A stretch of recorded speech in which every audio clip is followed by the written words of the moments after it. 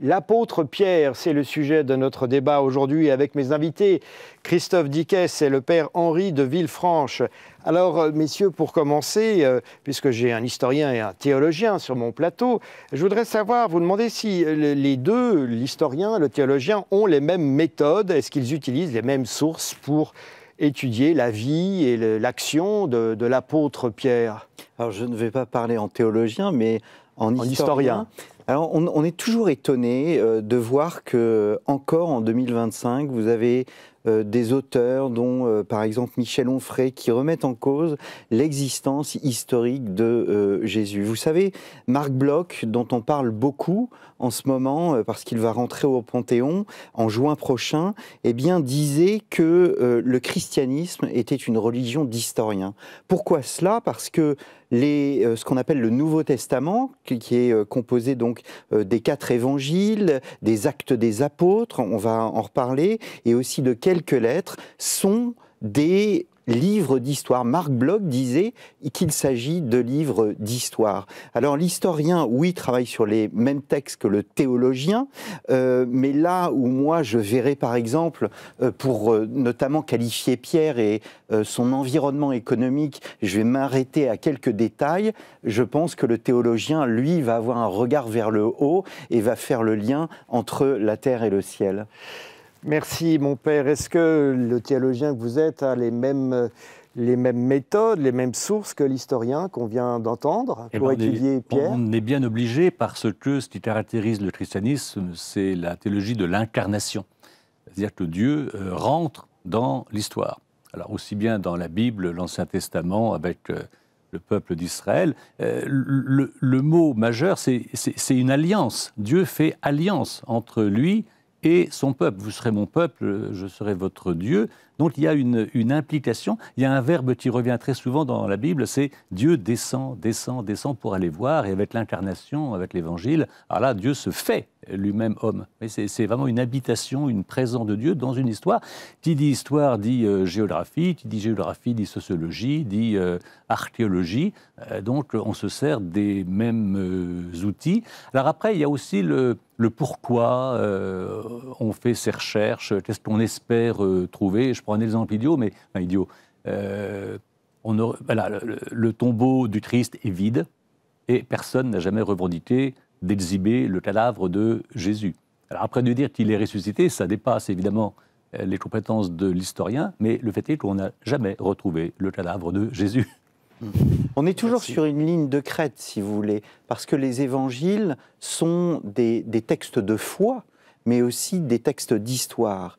Et donc, on évolue entre les deux. On peut très bien reconnaître l'historicité de Jésus, ce que font la grande majorité, voire l'écrasante majorité de tous les historiens sérieux. On peut très bien reconnaître l'historicité de Jésus, comme l'a dit le Père, il rentre dans l'histoire, et en même temps, tout simplement, ne pas avoir la foi.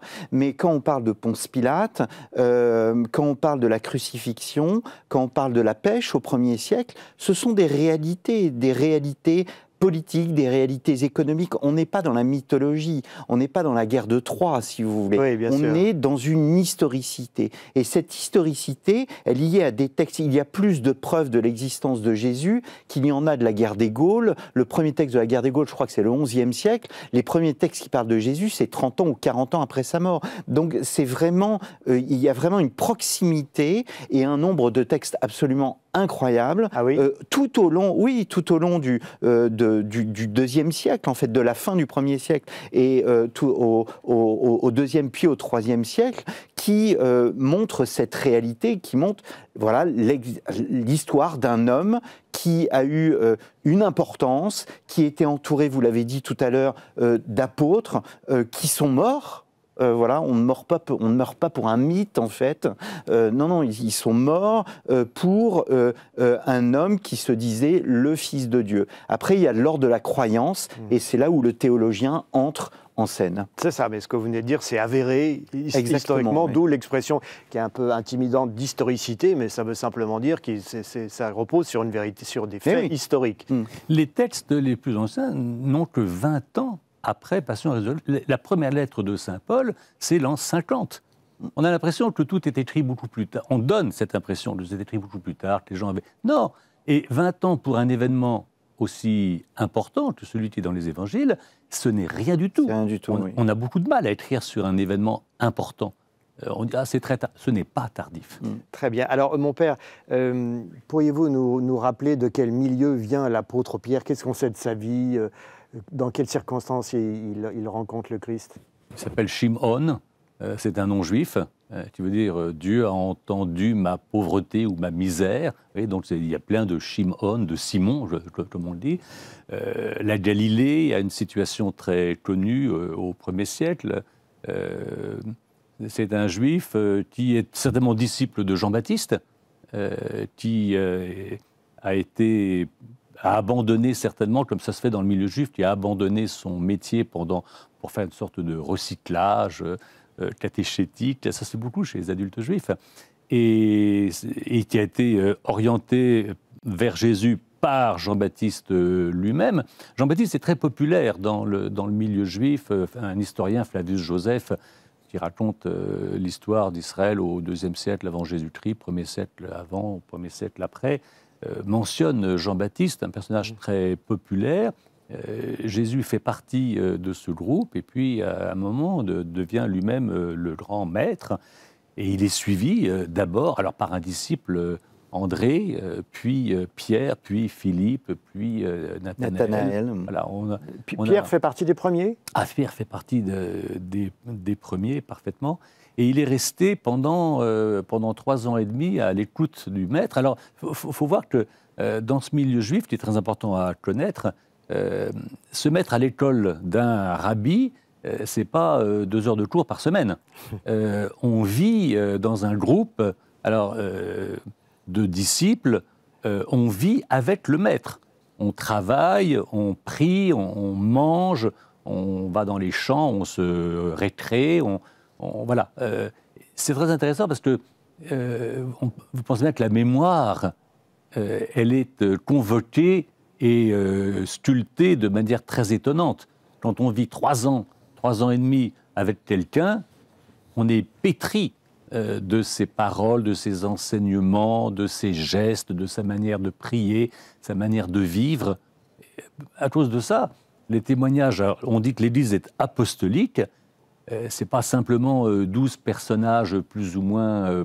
non, ce sont des gens qui collent à la vie de Jésus. Et Jésus s'est exposé à l'observation de ses disciples. Très bien. Christophe Dickès, quel métier exerçait-il exactement? Vous y avez fait allusion. On sait qu'il était pêcheur. Donc je me suis posé la question de savoir qu'est-ce que ça signifie être pêcheur au 1er siècle. Et en fait, l'historiographie, les recherches d'historique ont fait énormément de progrès. On a fait de l'histoire économique, on a fait l'histoire des métiers. Tout ça date d'il y a une trentaine d'années. Et donc, on a une image de Pierre qui est l'image du pauvre pêcheur. C'est une image très 19e. Mais moi, je ne pense pas qu'il était un pauvre pêcheur. Il avait une barque, on le voit dans Saint-Luc, juste avant l'épisode de la pêche miraculeuse. On voit que Jésus s'approche d'un petit groupe, et dans ce groupe, vous avez plusieurs ouvriers, plusieurs pêcheurs qui travaillent sur des filets.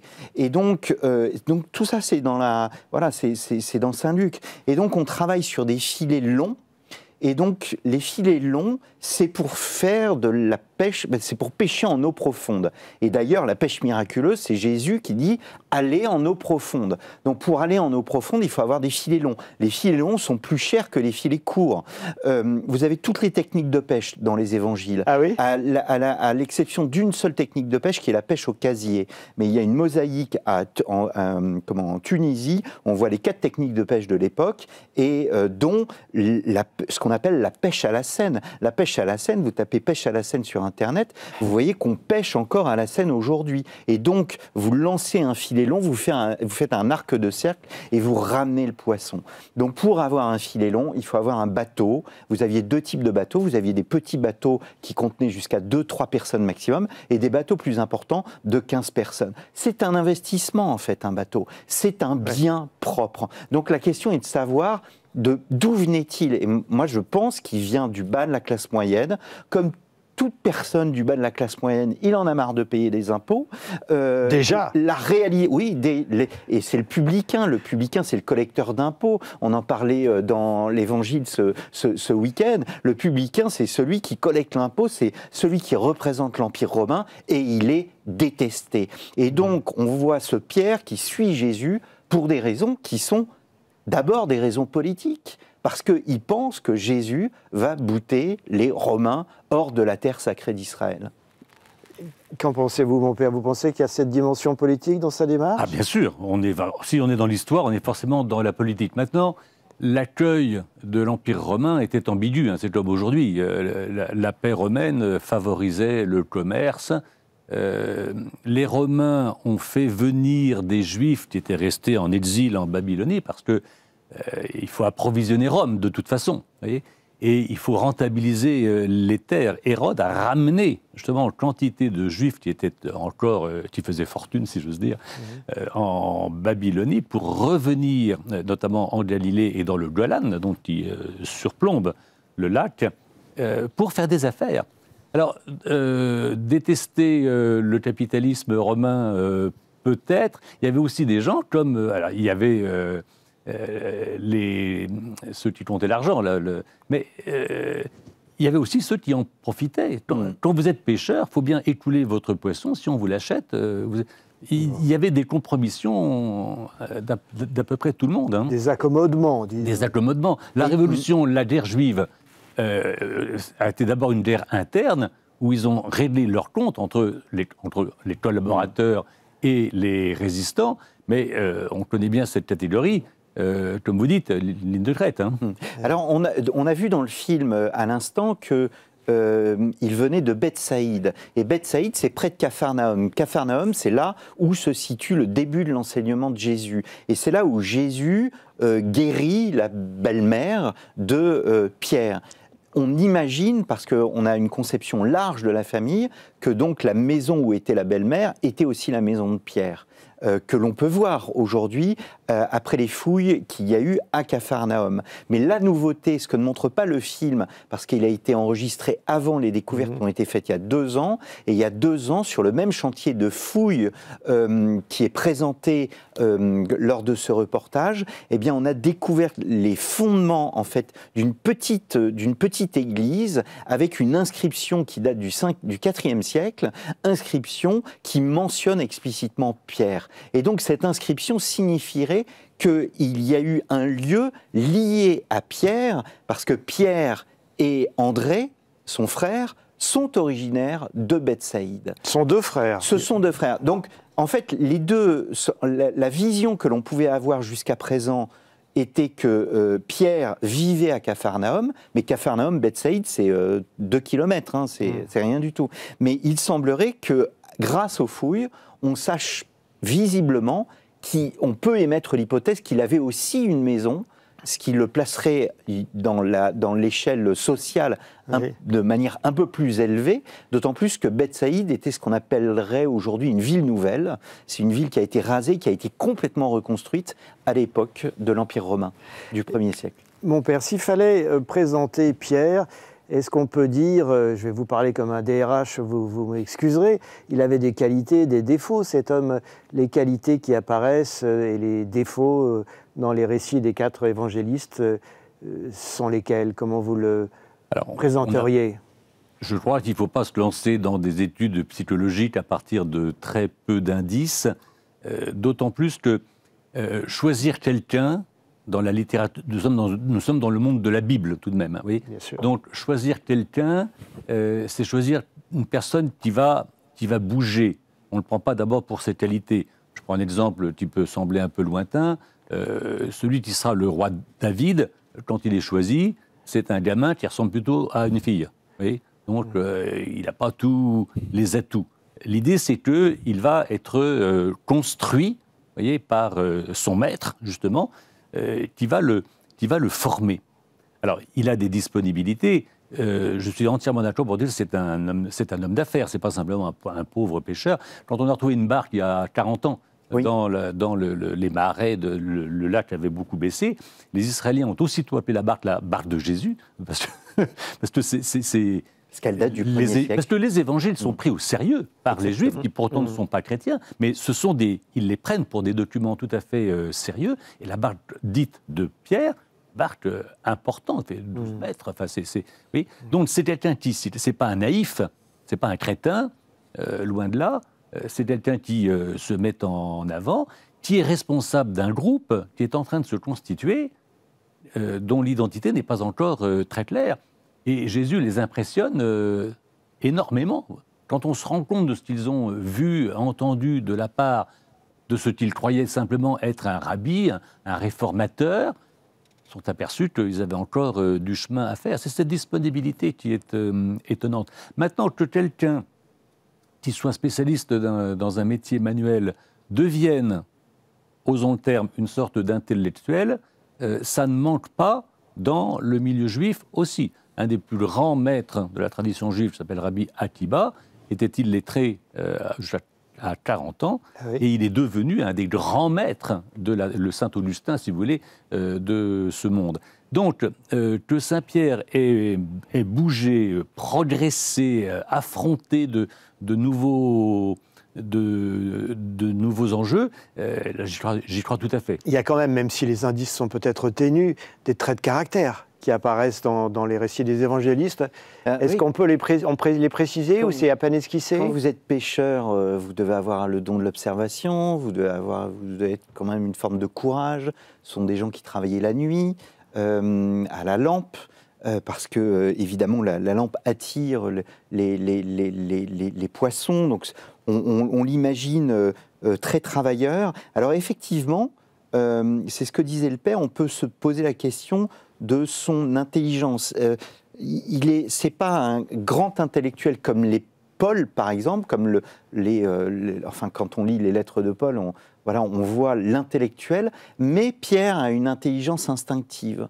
On sent précisément qu'il voit les choses, qu'il sent les choses. Oui. Il a je crois, une fidélité à son maître qui est incontestable, même si, on pourra en reparler, il y aura l'épisode du reniement. Donc je le vois comme un homme sincère, un homme généreux, un homme qui se donne, voilà, qui est un peu brut.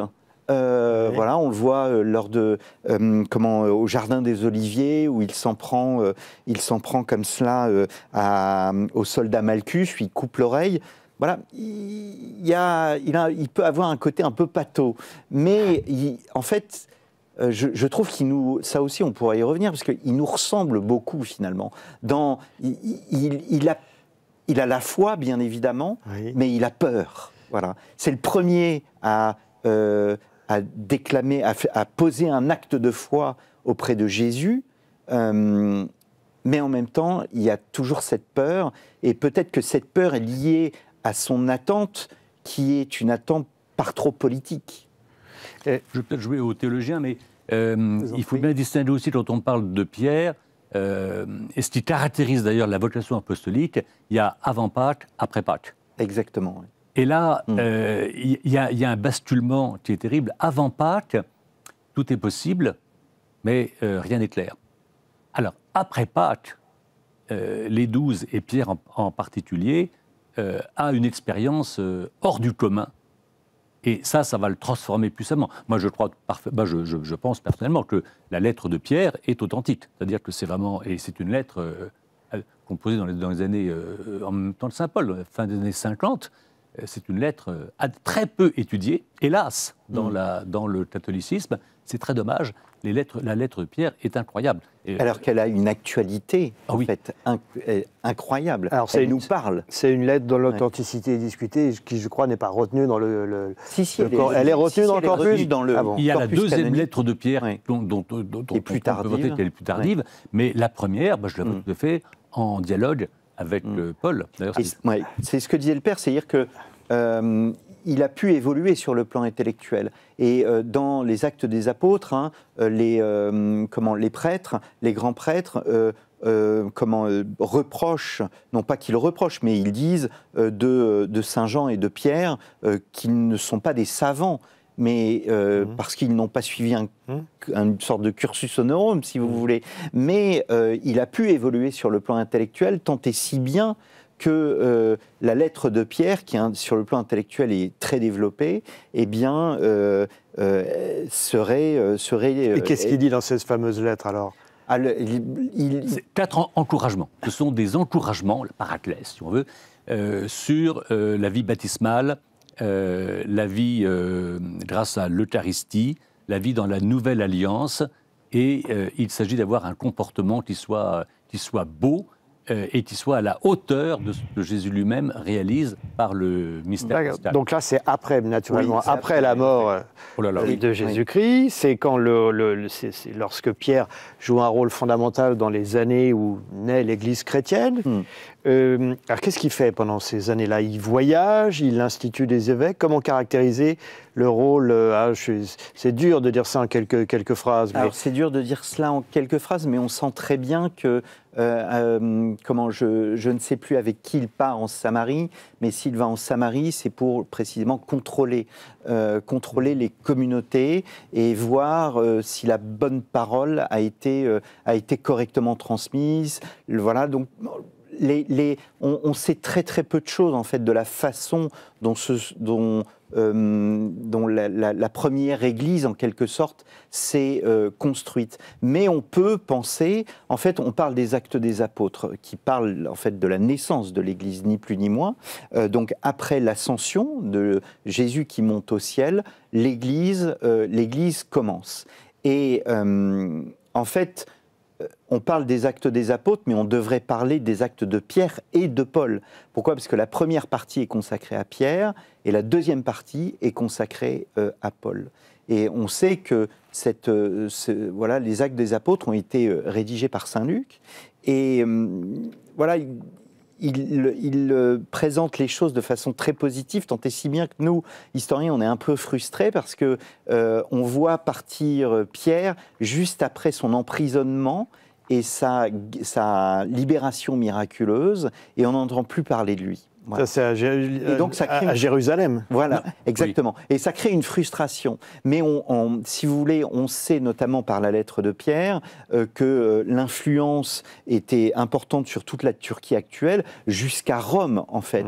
Et saint Paul parle lui-même des différentes communautés au sein du christianisme, dont la communauté pétrinienne. Ça veut dire qu'il y a des communautés chrétiennes qui sont plus influencées par Pierre que d'autres. C'est pas encore figé, enfin figé, le terme n'est pas heureux, mais c'est pas encore organisé, donc il y a différentes sensibilités. Il y a toujours une pluralité dans l'Église jusqu'aujourd'hui. Il y a un courant pétrinien, il y a un charisme, on va dire, pétrinien qui est fondamental. Paul n'a pas le même charisme. Mais c'est vrai qu'on part de Jérusalem, on va en Samarie, on arrive à Antioche. Antioche, faut voir Antioche sur l'Oronte. C'est une ville de 500 000 habitants. Ouais. C'est considérable. La troisième plus grande ville de l'Empire romain à l'époque. Ah oui. Et Marc, qui est un disciple de Paul, lui, il est à Alexandrie. C'est incroyable de voir comment ils vont dans des villes. Nous, on dirait que c'est dangereux, que c'est très difficile. Ils ont foncé. C'est la Pax Romana. Ah oui. La Pax Romana permet le voyage. Oui. Et ça, c'est extrêmement important pour comprendre la manière dont s'est diffusé le christianisme. Alors, c'est pas le sujet, mais les communautés chrétiennes s'organisent sur le don, sur l'aide aux pauvres, l'aide aux orphelins, aux veufs, aux veuves, etc. Tout se met progressivement en place. On peut aussi imaginer, on sait cela grâce à un des pères qui s'appelle Papias d'Hiéropolis, qui a vécu donc au IIe siècle, et qui dit que en fait Saint Marc, l'évangile de Marc, a été dicté par Pierre. Alors on ne connaît pas vraiment en fait si Marc en fait a commencé à écrire et qu'ensuite Pierre il a mis son grain de sel, mais aussi ce sont les communautés chrétiennes qui ont demandé à ce que Marc écrive ce que disait Pierre, et que c'est Marc donc qui a rédigé ensuite. Donc voilà, et c'est très intéressant de voir que dans l'évangile de Marc, eh bien Pierre n'est pas mis en avant. C'est le seul évangile où Pierre n'est pas mis en avant. Mais qu'est-ce que vous en concluez? On en conclut que précisément, s'il n'est pas mis en avant, c'est parce qu'il sait très bien qu'il a trahi Jésus, qu'il a renié Jésus par 3 fois, et qu'en conséquence, il se sent un peu honteux, il ne veut pas se mettre en avant. Et la fameuse parole « Tu es pierre sur cette pierre, je bâtirai mon église », elle est dans un autre évangile, chez saint Matthieu. Merci. Mon père, alors il y a un débat traditionnel, certains disent que, enfin, on dit souvent que Pierre serait soucieux de ménager ceux qu'on appelle les judéo-chrétiens de tendance traditionnalistes qui désirent continuer à observer la loi de Moïse et ne pas fréquenter les chrétiens qui n'étaient pas juifs, sauf si ceux-ci acceptent de se convertir. Et puis de l'autre côté, on présente Paul comme quelqu'un qui, au contraire, s'adresse d'emblée aux convertis non juifs et n'entend pas les inviter à observer les prescriptions juives.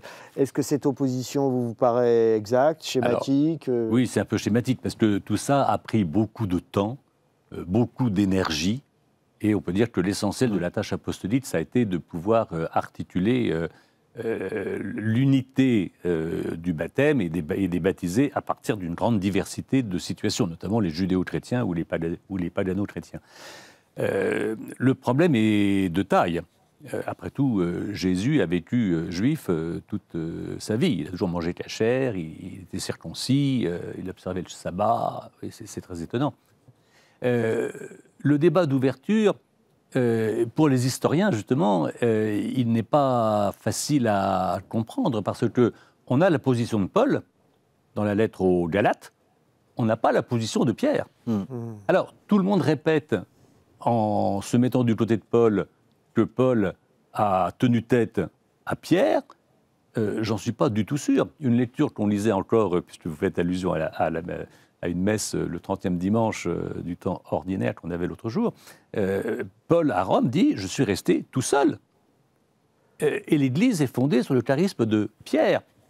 Moi, je ne suis pas sûr que Paul ait vraiment raison. Ce qui caractérise le charisme pétrinien, et je pourrais dire le charisme catholique, c'est que justement, au sein de l'unité de l'Église, il y a plusieurs manières d'être fidèle. Merci, messieurs. Je suis navré, mais le temps a passé trop vite avec vous. Oui, vraiment, l'apôtre Pierre, le premier pape, a joué un rôle crucial dans l'histoire du christianisme et de la papauté. Je rappelle vos livres, Christophe Dickès, Saint-Pierre, Le mystère et l'évidence, Père Henri de Villefranche, une introduction à la Bible aux éditions Erol, avec votre co-auteur Christine Pellistrandi.